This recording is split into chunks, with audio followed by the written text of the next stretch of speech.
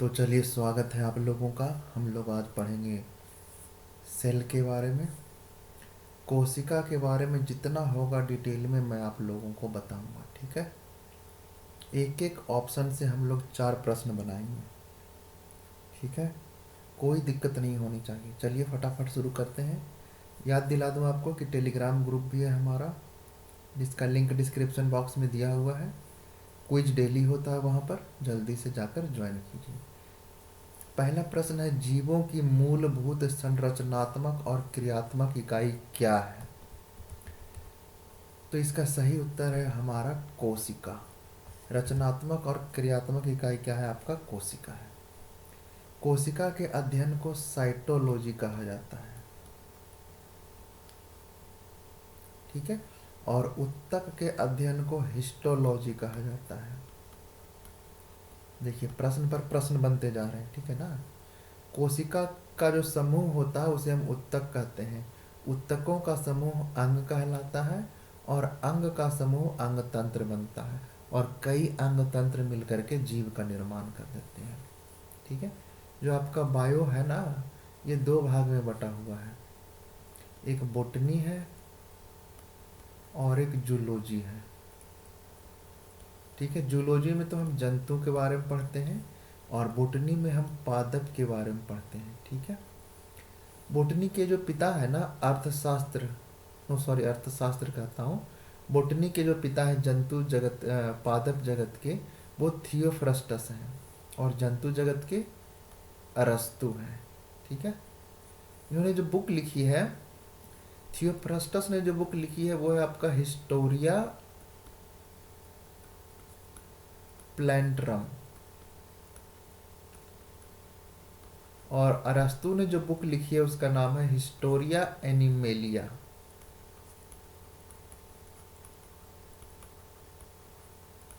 ठीक है। तो पादप जगत का जो फादर है ना बोटनी का, वो है आपके थियोफ्रस्टस। और जूलॉजी के जो फादर है, पिता है, वो है आपके अरस्तु।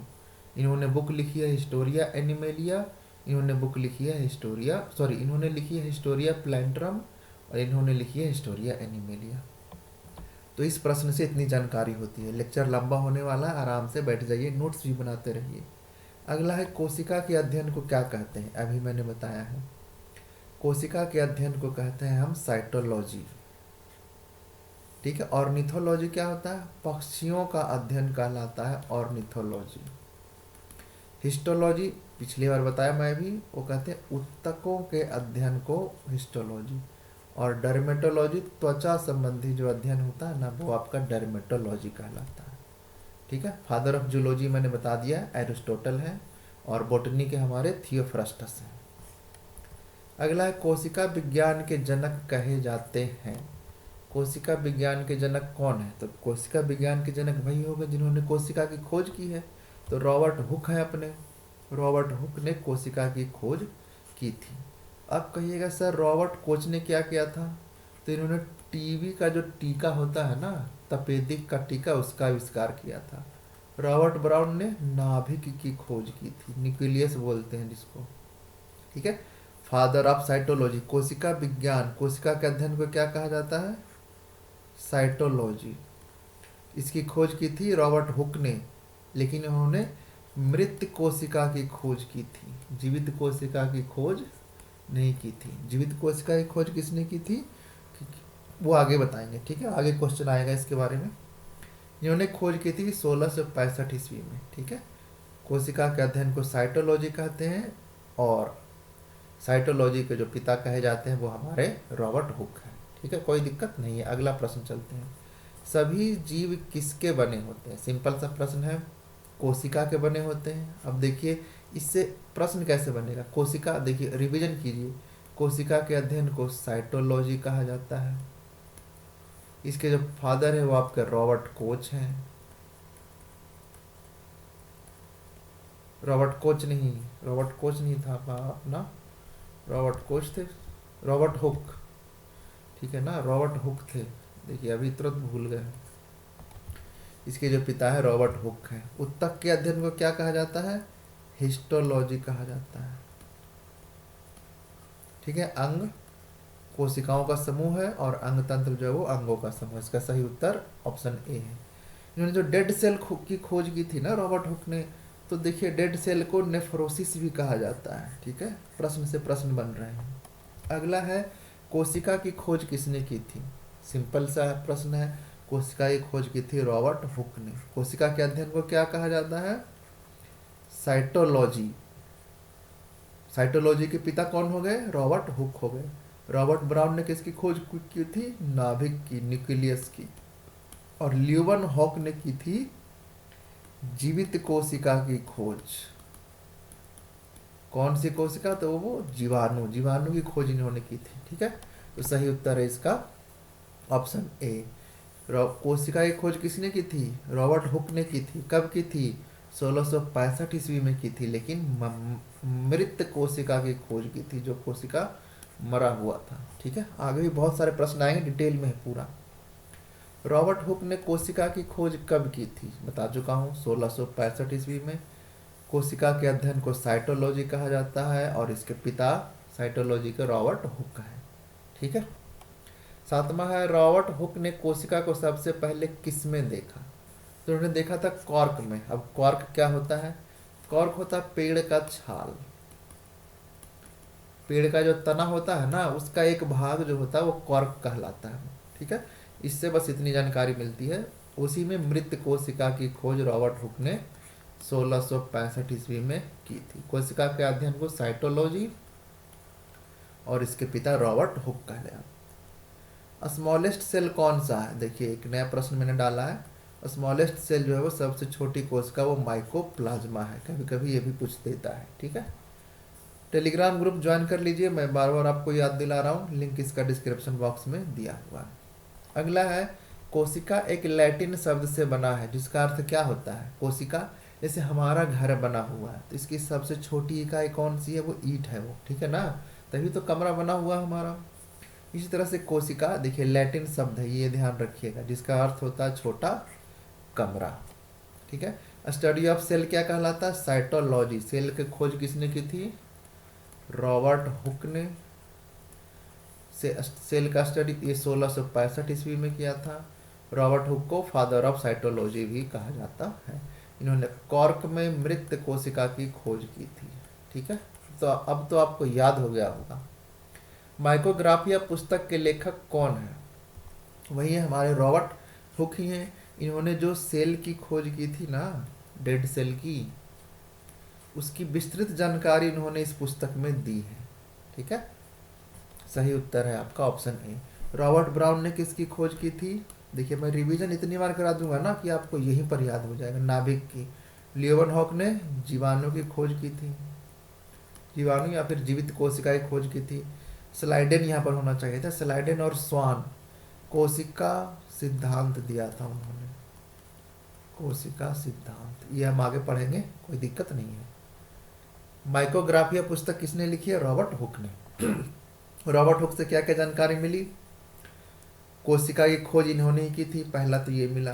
दूसरा, कोशिका के अध्ययन को साइटोलॉजी कहा जाता है, साइटोलॉजी के पिता रॉबर्ट हुक कहलाते हैं। ठीक है, और रॉबर्ट हुक के जो पुस्तक है, बुक एक हो गया आपका माइकोग्राफिया, कहाँ खोज की थी, कॉर्क में की थी, कब की थी, 1665 ईस्वी में की थी। ठीक है, इतनी जानकारी रॉबर्ट हुक से सिर्फ मिली। अगला है, एक जीवित कोशिका की खोज किसने की थी, आ गया ना प्रश्न। जीवित कोशिका की खोज की थी ल्यूवेन हॉक ने। ठीक है, आंसर इसका बी है। रॉबर्ट हुक कोशिका की खोज की थी इन्होंने।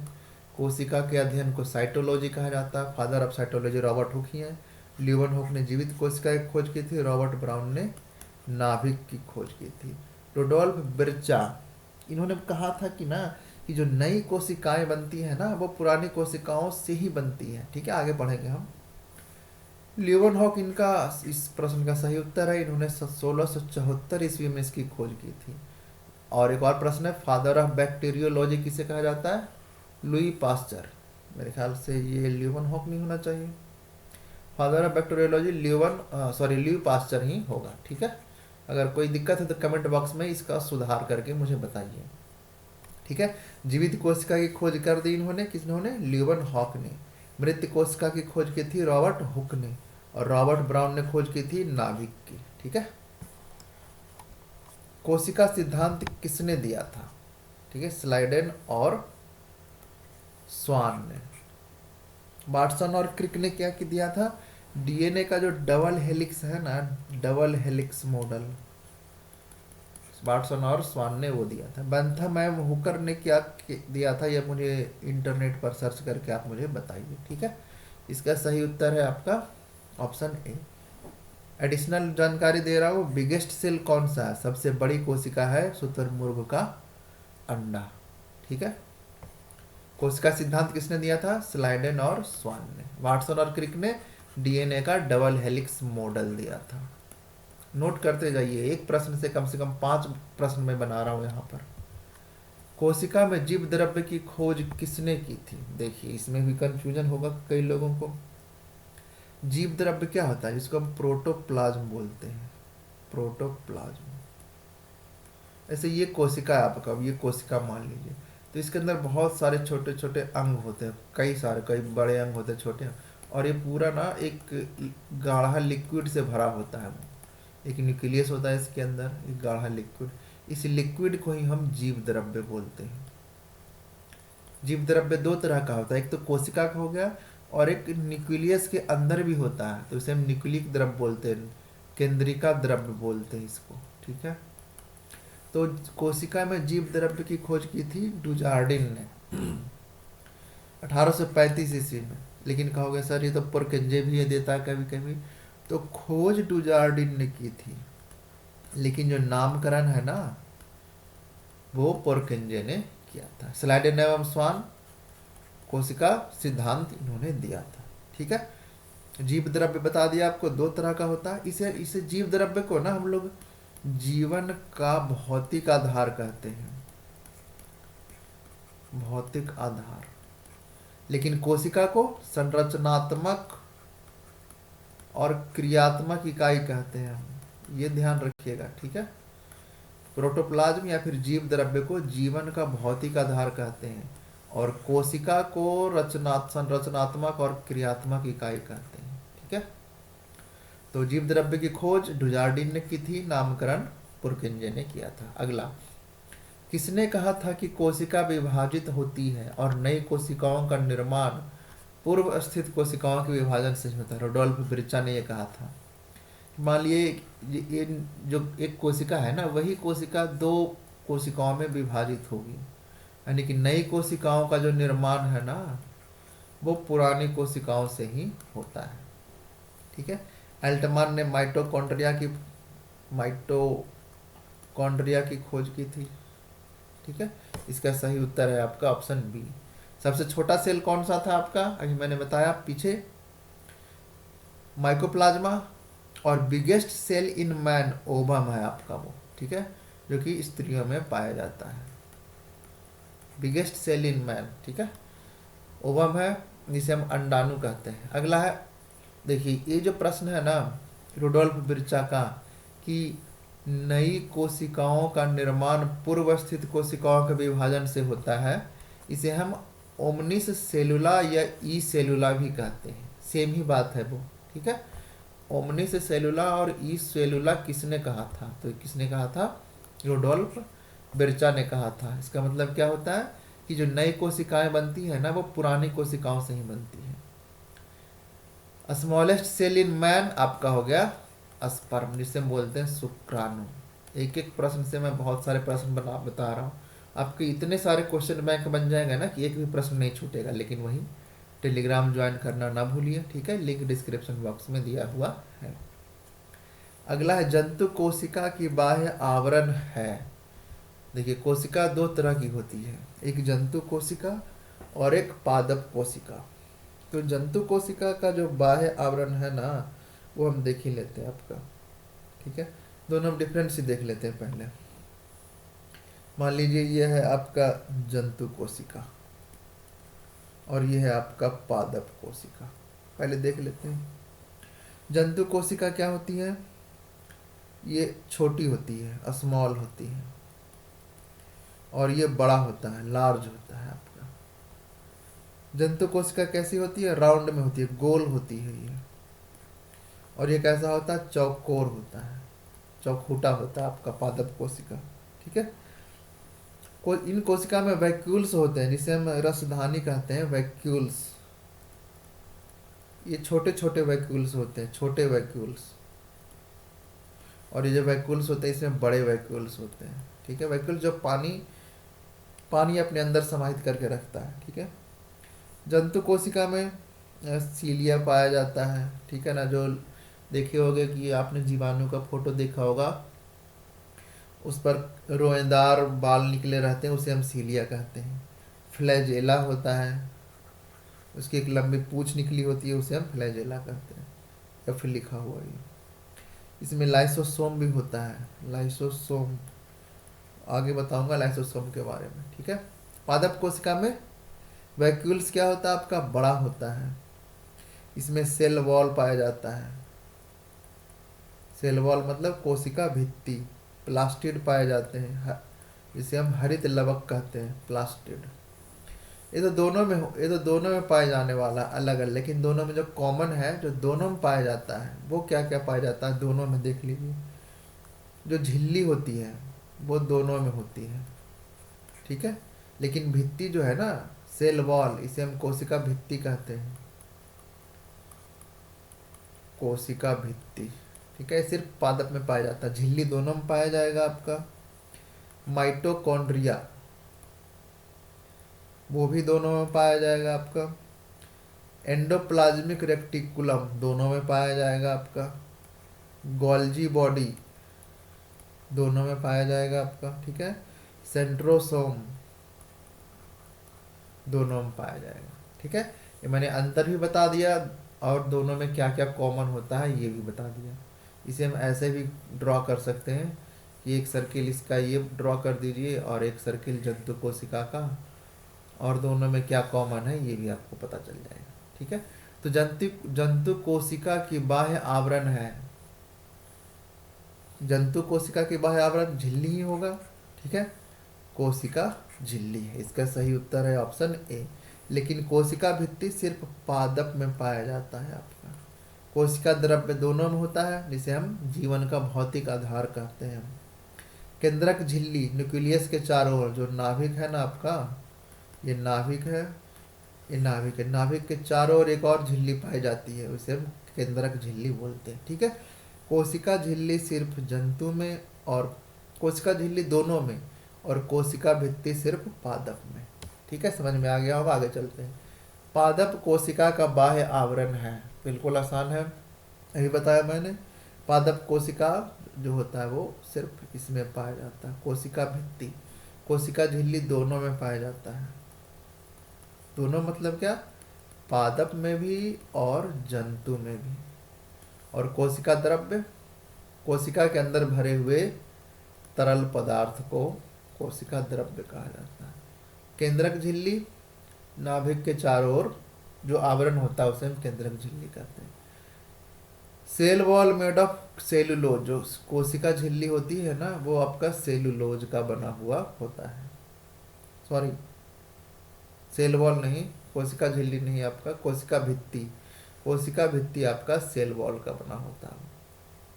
और कोशिका झिल्ली आपका ये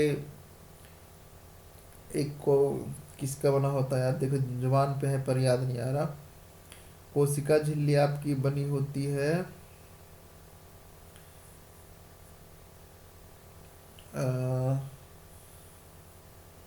प्रोटीन और कुछ लिपिड्स होते हैं, उनका उनके बने हुए होते हैं। चलो याद आएगा तो मैं बता दूंगा आपको।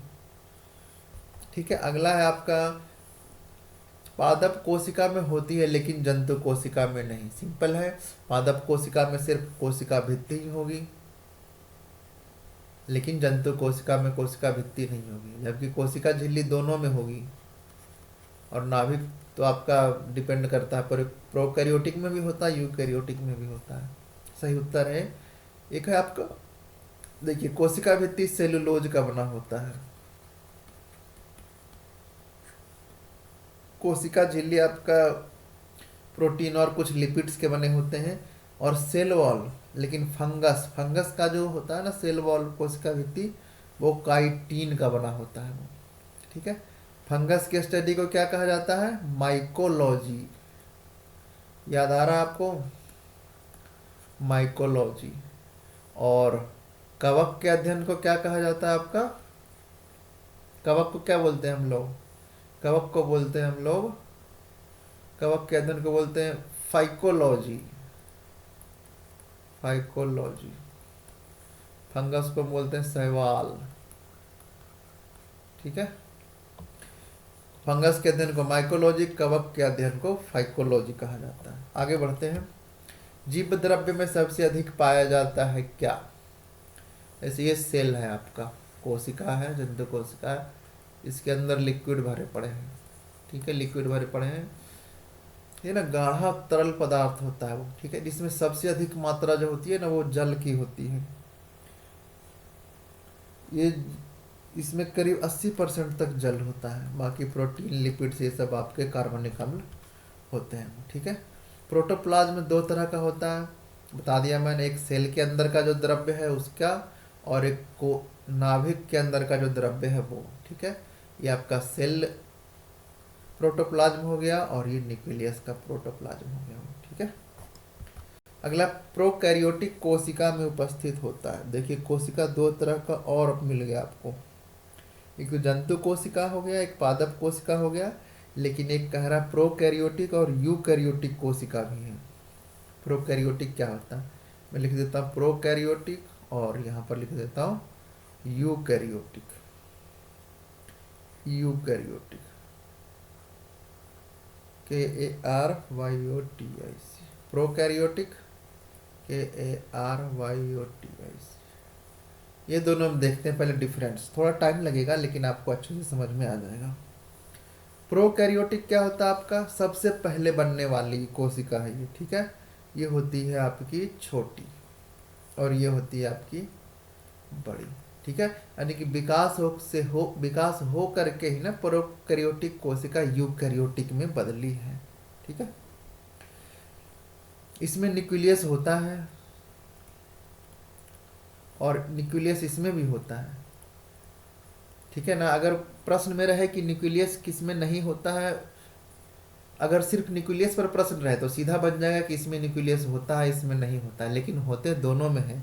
अंतर क्या होता है कि इसमें न्यूक्लियस के ऊपर एक इन्वेलप होता है। ठीक है, और इसमें इन्वेलप आपका नहीं होता है, वो नाम मात्र का इन्वेलप, मतलब नहीं ही कर सकते वो। ठीक है, इसमें इन्वेलप नहीं होता है वो। इसमें जो श्वसन है ना, श्वसन वो जीव द्रव्य से होता है। किससे? प्रोटोप्लाज्म से। और इसमें जो श्वसन है वो माइटोकॉन्ड्रिया से होता है, माइटोकॉन्ड्रिया से। इसमें 70S राइबोसोम पाया जाता है, वो आगे बताऊंगा। 70S राइबोसोम, और इसमें 80S राइबोसोम पाया जाता है। प्रोकैरियोटिक में 70S और यूकैरियोटिक में 80S राइबोसोम पाया जाता है। वो ऐसा आपका सेडिमेंटेशन कोएफिशिएंट होता है। इसके अलावा इसमें माइटोकॉन्ड्रिया हो ही गया आपका। ठीक है, गोल्जी बॉडी पाया जाता है, बॉडी, गोल्जी बॉडी पाया जाता है इसमें। सेंट्रोसोम हो गया, लाइसोसोम हो गया, लाइसोसोम, लाइसोसोम इसमें पाया जाता है। यानी कि ये बहुकोशिकीय हो जाता है वो। ठीक है ना, मल्टी सेलुलर यूकैरियोटिक और यूनिसेलुलर आपका प्रोकैरियोटिक में आ जाएगा। तो देखिए प्रोकैरियोटिक कोशिका में क्या होता है? वो संगठित नाभिक होता है? नहीं होता है वो।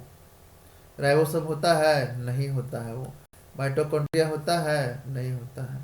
लाइसोसोम होता है? वो भी नहीं होता है।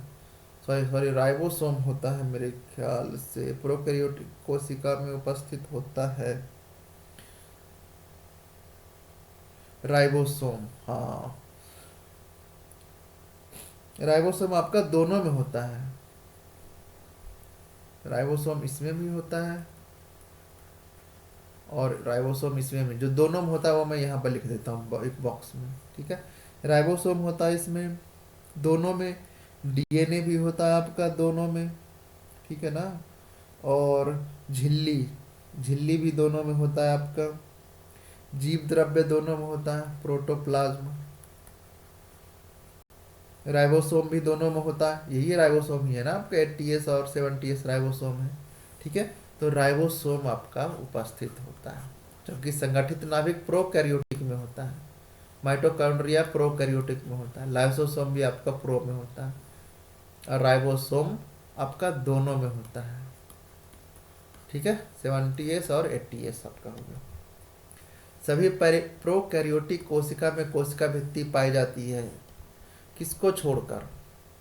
तो आपका माइकोप्लाज्मा को छोड़कर, माइकोप्लाज्मा को छोड़कर बाकी सभी में आपका कोशिका भित्ति पाया जाता है, यानी कि सेल वॉल जीवाणु में भी होता है, नील हरित शैवाल में भी होता है, माइकोप्लाज्मा में आपका नहीं होता है। ठीक है, जीवाणु की खोज किसने की थी? ल्यूवेनहॉक ने, भूल गए तुरंत। ठीक है, नील हरित शैवाल को देखिए, नील हरित शैवाल जो है ना, इसको हम ब्लू ग्रीन एल्गी भी कहते हैं, इसको साइनोबैक्टीरिया भी कहा जाता है। ये ऐसा प्रथम जीव था जिसने फोटोसिंथेसिस की थी। ठीक है, प्रकाश संश्लेषण की क्रिया सबसे पहले इसी ने की थी। ठीक है, अगला बढ़ते हैं। कौन किसमें अनुवांशिक पदार्थ नग्न है? अनुवांशिक पदार्थ नग्न है मतलब कि अनुवांशिक पदार्थ नहीं है। अनुवांशिक पदार्थ क्या होता है? जैसे डीएनए हो गया वो, तो किसमें अनुवांशिक पदार्थ नहीं होगा? डीएनए किसमें नहीं होता था आपका? आपका जीवाणु कोशिका में नहीं होगा, क्योंकि कोशिका भित्ति इसमें भी नहीं थी। जीवाणु में कोशिका भित्ति थी, मेरे पिछले क्वेश्चन में देखते हैं, 1 मिनट। जीवाणु में कोशिका भित्ति थी। ठीक है, माइकोप्लाज्मा में कोशिका भित्ति नहीं थी। किसमें अनुवांशिक पदार्थ नग्न है? कोशिका, जंतु कोशिका में है आपका। ठीक है, राइबोसोम होता है, इसमें डीएनए भी होता है, पादप कोशिका में भी होता है, जीवाणु कोशिका में नहीं होता है। जीवाणु क्या होता है? जीवाणु बैक्टीरिया कहते हैं इसे अंग्रेजी में, अत्यंत सूक्ष्म और एक कोशिका वाले जीव होते हैं जिसमें नाभिक का अभाव होता है। डीएनए किस में होता है आपका? न्यूक्लियस में, और जीवाणु में न्यूक्लियस नहीं होता है। जब न्यूक्लियस नहीं होगा तो डीएनए ही अनुवांशिक पदार्थ है, वो उसमें नहीं होगा। अगला है, कौन प्रोकैरियोटिक कोशिका का उदाहरण है? सही उत्तर है आपका अमीबा। प्रोकैरियोटिक क्या होता है आपका? प्रोकैरियोटिक मतलब कि प्राथमिक, सबसे पहले बनने वाले कोशिका आपका जीवाणु हो गया, माइकोप्लाज्मा हो गया, साइनोबैक्टीरिया हो गया, लेकिन अमीबा प्रोकैरियोटिक नहीं है आपका। अमीबा देखिए, अमीबा जैसे ये अमीबा हो गया, तो अमीबा का ना एक नकली पैर बन जाता है, जिसको हम लोग क्या बोलते हैं? स्यूडोपोडिया कहा जाता है। ठीक है ना। कौन प्रोकैरियोटिक कोशिका का उदाहरण नहीं है? प्रोकैरियोटिक क्या होता है? मल्टीसेलुलर यूनिसेलुलर, ये भी यूनिसेलुलर है, यूनिसेलुलर है, यूनिसेलुलर है। अमीबा भी एक ही सेल का है, लेकिन ये आपका प्रोकैरियोटिक में नहीं आता है। अगला, यूकैरियोटिक कोशिका पाई जाती है किसमें? तो सभी में पाया जाता है। यूकैरियोटिक कोशिका सभी में पाया जाता है, प्रोटिस्टा में भी पाया जाता है, पादप तो आपका है ही है, जंतु भी आ ही जाता है यूकैरियोटिक कोशिका में।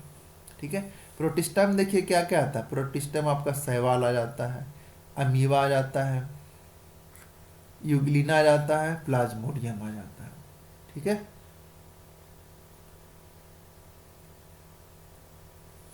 अगला बढ़ते हैं। जंतु कोशिका में नहीं, केवल पादप कोशिका में ही पाए जाते हैं। क्या?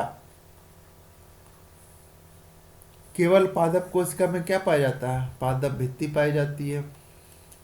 कोशिका भित्ति आपका नहीं, प्लास्टिड, यस, सिर्फ प्लास्टिड जो है ना आपका, वो सिर्फ पादप कोशिका में पाया जाता है। फिर हरित लवक भी पाया जाता है, कोशिका भित्ति भी पाया जाता है, इसका मतलब कि ये तीनों पाया जाता है इसमें।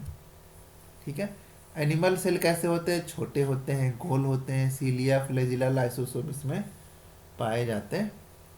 ठीक है, जंतु कोशिका में झिल्ली भी होती है, पादप कोशिका में भी झिल्ली होती है, लेकिन पादप कोशिका में कोशिका भित्ति होती है।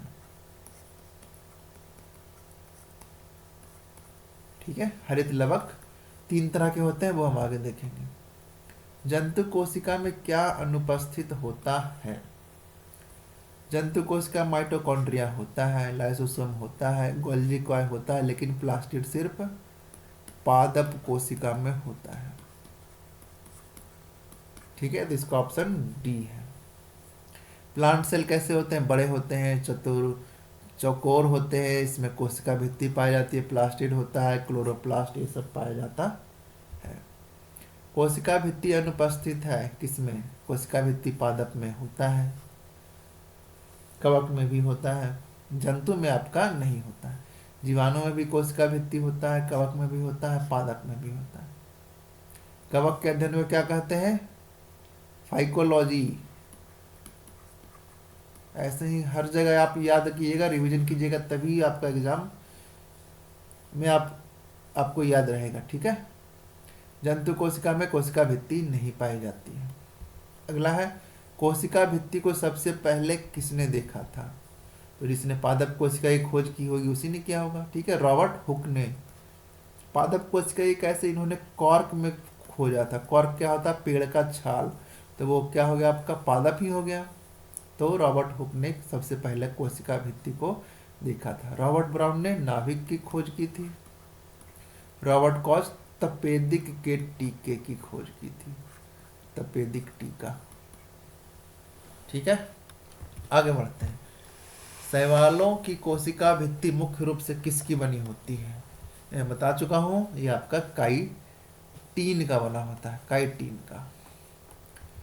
सेल्यूलोज का तो आपका वो पादप कोशिका बना होता है वो। देखिए, कवक कोशिका भित्ति काइटिन नामक कठोर जटिल शर्करा से बना हुआ होता है।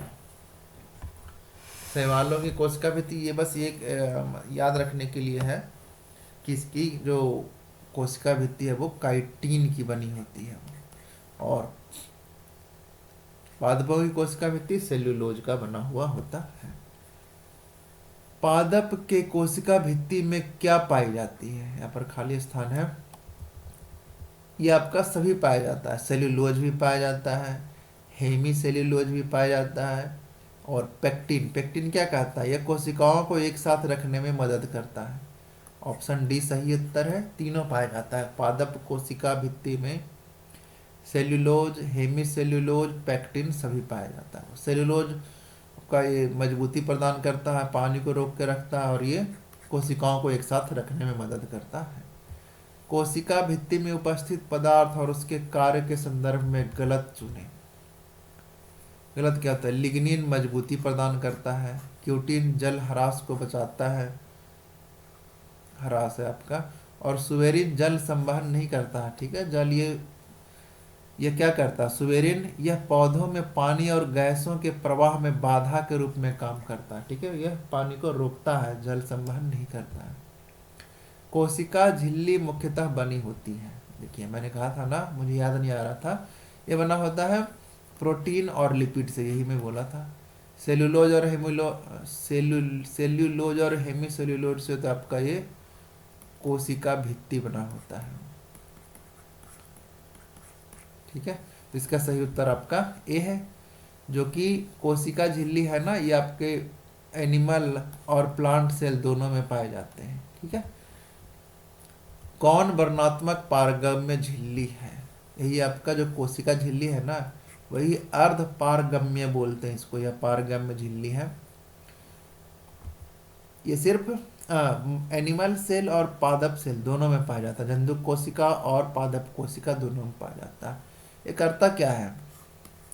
जैसे ये आपका सेल है, इसके चारों ओर ये पतली सी झिल्ली है। अब ये क्या करेगा कि कुछ पदार्थ को तो अंदर जाने देगा, लेकिन कुछ को रोक लेगा वो, यही वर्णात्मक पारगम्य का मतलब होता है। ठीक है, आगे बढ़ते हैं। कोशिका झिल्ली के आर पार प्रक्रिया द्वारा पदार्थ आते जाते हैं। किस प्रक्रिया द्वारा?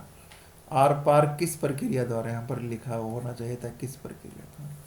तो विसरण के द्वारा भी जाते हैं, परासरण के द्वारा भी जाते हैं, उपरोक्त में से दोनों। ठीक है, परासरण क्या होता है और विसरण क्या होता है? विसरण होता है एक गैस का दूसरी गैस कहता हूँ, एक पदार्थ का दूसरी पदार्थ में मिल जाना, ठीक है। जैसे एक गैस ये है आपका, एक गैस ये हो गया, दूसरा गैस आकर इससे मिल गया। और परासरण होता है आपका कि मिक्सर में से किसी एक पार्टिकुलर चीज को निकाल लेना। ये कोशिका है मान लीजिए, इसके अंदर भी जल भरा हुआ है और बाहर भी लिक्विड है, अंदर भी लिक्विड है। तो कुछ लिक्विड अगर बाहर आना चाहे तो उस पारगम्य झिल्ली, अर्ध पारगम्य झिल्ली से होकर आएगी। वो उन्हीं चीज़ों को बाहर जाने देगी जो कि जरूरी है, सभी चीज़ों को बाहर जाने नहीं देगी। इस तरह से बाहर से भी कुछ अंदर अगर आना है तो वो सिलेक्टिव आएगा वो, ठीक है ना, पूरा नहीं, जिसकी ज़रूरत है सिर्फ वही अंदर आएगी, ठीक है। आगे बढ़ते हैं।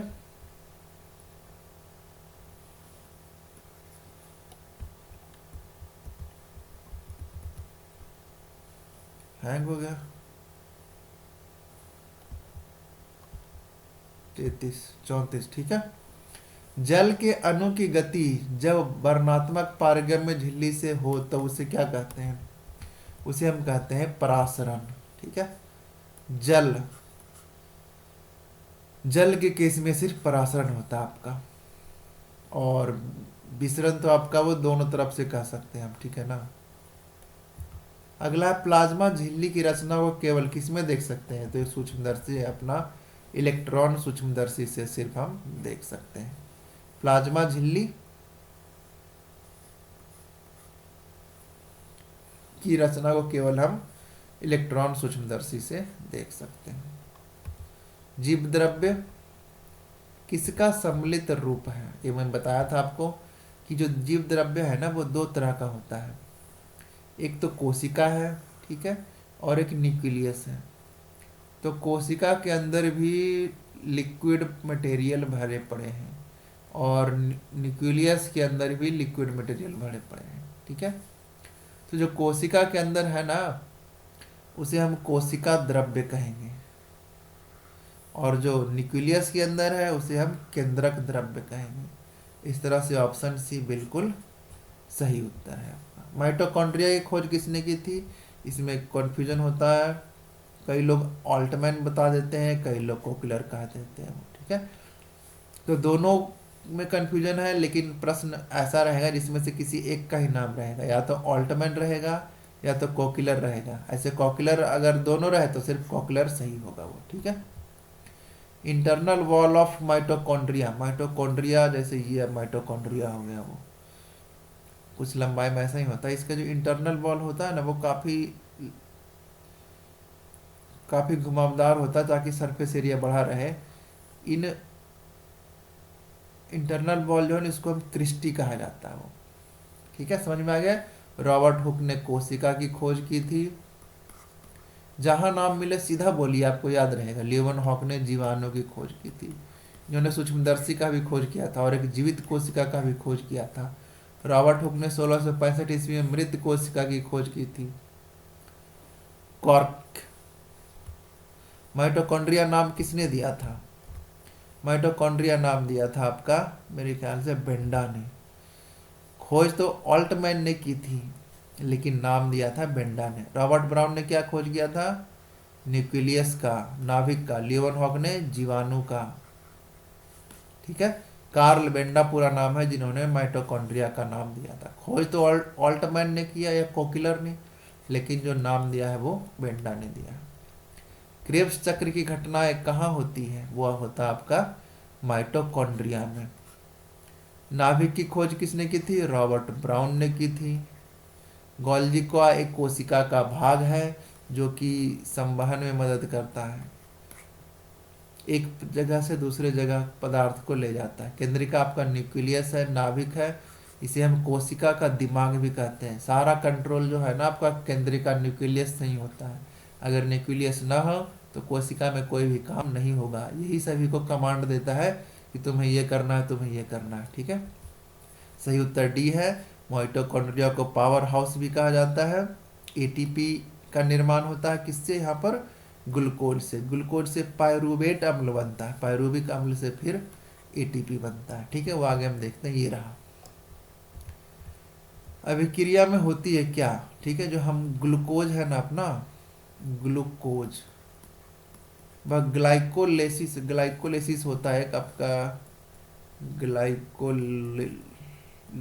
एक अभिक्रिया होती है, इसके तहत यह पाइरूवेट में बदल जाता है। वो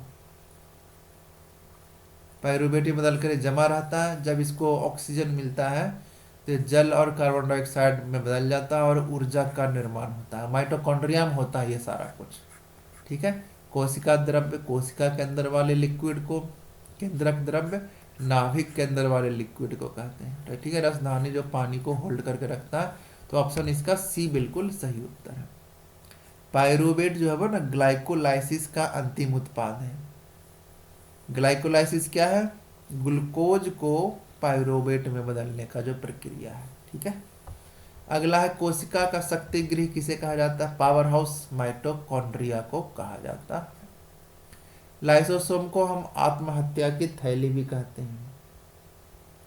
लाइसोसोम क्या काम करता है? जैसे कि किसी लाइसोसोम क्या काम करता है? लाइसोसोम आपका जैसे मान लिया कोशिका के अंदर कोई पदार्थ काम नहीं कर रहा है, तो उसको माने दंड देने का काम करता है लाइसोसोम।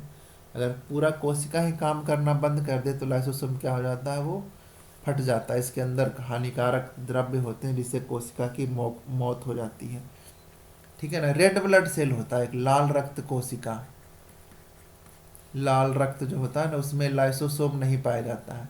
तो लाल कोशिका कहाँ जाके मरती है? ये कमेंट बॉक्स में बताइए मुझे। लाल कोशिका कहाँ जाकर मरती है? आपका स्प्लीन में, क्योंकि इसके अंदर लाइसोसोम नहीं होता है। अगर इसके अंदर लाइसोसोम होता और ये फट जाता तो लाल रक्त कोशिका के साथ हमारी भी मौत हो जाती, ठीक है। लाइसोसोम के अंदर पाचक द्रव्य होते हैं, वो पचाने की शक्ति होती है। अगर ये फट जाए ना तो जल अपघटक एंजाइम भी इसमें पाया जाता है। अगर कोशिका के अंदर कोई अंग काम नहीं कर रहा है तो वो उसे नष्ट कर देता है। जब पूरी कोशिका काम नहीं करती है तो यह फट जाता है और पूरी कोशिका ही नष्ट हो जाता है। इसे हम आत्महत्या की थैली कहते हैं। कई बार पूछा जाता है, आत्महत्या की थैली कहा जाता है। एटम बम जैसा काम करता है ये, ठीक है। राइबोसोम क्या करता है? आपका जंतु कोशिका और पादप कोशिका दोनों में पाया जाता है और ये प्रोटीन के निर्माण में मदद करता है। माइटोकॉन्ड्रिया ऊर्जा गृह है, श्वसन का काम करता है, ठीक है। क्रिस्टी, आंतरिक दीवारों को क्रिस्टी कहते हैं। लवक आपके पादप कोशिका में पाया जाता है, ये मैं आगे डिटेल में बताऊंगा, ठीक है। ऑप्शन सी इसका सही उत्तर है। निम्न में से किसमें कोशिका को घुला देने या नष्ट करने की क्षमता होती है? बता चुका हूं मैं, लाइसोसोम। माइटोकॉन्ड्रिया की खोज ऑल्टमैन ने की थी, नाम दिया था इसका बेंडा ने। राइबोसोम प्रोटीन निर्माण में सहायक है। लवक आपका पादप कोशिकाओं में पाया जाता है। 3 तरह के होते हैं ये। लाइसोसोम की खोज किसने की थी? लाइसोसोम की खोज की थी डी डूबे ने, ठीक है। ऑल्टमैन ने माइटोकॉन्ड्रिया की खोज की थी, माइटोकॉन्ड्रिया। बेंडा ने माइटोकॉन्ड्रिया का नामकरण किया था। स्लाइडर एवं स्वान ने कोशिका सिद्धांत दिया था। और कितने अच्छे से बताऊं, ठीक है।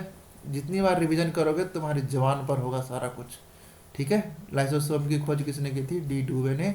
आत्महत्या की थैली कहते हैं इसको, एटम बम के जैसा काम करता है। पाचक एंजाइम इसमें पाए जाते हैं, अब जल अपघटक एंजाइम पाए जाते हैं, ठीक है। जो काम नहीं करता है उसको ये मार देता है। लाइसोसोम को क्या कहा जाता है? पाचक थैली इसमें होता ही है, ठीक है। आत्महत्या की थैली दोनों कहा जाता है। प्रोटीन फैक्ट्री तो आपका राइबोसोम हो गया, ठीक है। ऑप्शन डी इसका बिल्कुल सही उत्तर है। कौन रंगहीन लवक है? लवक आ गया, लवक में बताया हूं आपको, फिर बताऊंगा डिटेल में। देखिए पादपों का ये सबसे बड़ा कोशिकांग है। पादप में आपका क्या कहते हैं? प्लास्टिड पाया जाता है, प्लास्टिड्स, इसको हम बोलते हैं लवक। 3 तरह के होते हैं, तीनों में बताता हूं आपको। पहला होता है क्लोरोप्लास्ट, जिसको हम बोलते हैं हरित लवक। दूसरा होता है आपका ल्यूकोप्लास्ट, जिसको हम बोलते हैं अवर्णित लवक। तीसरा होता है आपका क्रोमोप्लास्ट, जिसको हम बोलते हैं वर्णित लवक। ठीक है। पहला हरित लवक है। हरित लवक क्या करता है आपका? यह भोजन निर्माण करता है, भोजन बनाता है ये। ठीक है। कहाँ कहाँ पाया जाता है? यह पत्तों में पाया जाता है, तना में पाया जाता है। ठीक है। ल्यूकोप्लास्ट यह क्या करता है? भोजन को संग्रह करता है, भोजन संग्रह का काम करता है। जैसे अमरूद, अमरूद आ गया तो वो अमरूद वो भोजन ही है। ठीक है। यह कहाँ पाया जाता है? यह जड़ों में पाया जाता है तथा फल में पाया जाता है। वर्णित लवक जो रंग प्रदान करता है। ठीक है ना, यह रंग प्रदान करता है। रंग प्रदान करना जैसे कि टमाटर हो गया, टमाटर का रंग किसके कारण लाल होता है? लाइकोपीन के कारण। ठीक है। गाजर का कैरोटीन के कारण। चुकंदर का बीटा नोन के कारण। एक एक प्रश्न इंपॉर्टेंट है। ठीक है। और फलों का एक होता है, फलों का पीला रंग, फलों का जो पीला रंग है वो जेंथोफिल के कारण होता है, वो जेंथोफिल के कारण। ठीक है। तो कौन सा रंगहीन लवक है? कोई रंग नहीं है तो अवर्णित लवक। हरित लवक तो भोजन बनाया, ये भोजन को इकट्ठा कर लिया और ये रंग प्रदान किया। तो वर्ण मतलब ही होता है आपका रंग, और ये अवर्णित है मतलब कि कोई रंग इसमें नहीं है, मतलब कि ल्यूकोप्लास्ट। बाकी सब मैं बता चुका हूँ।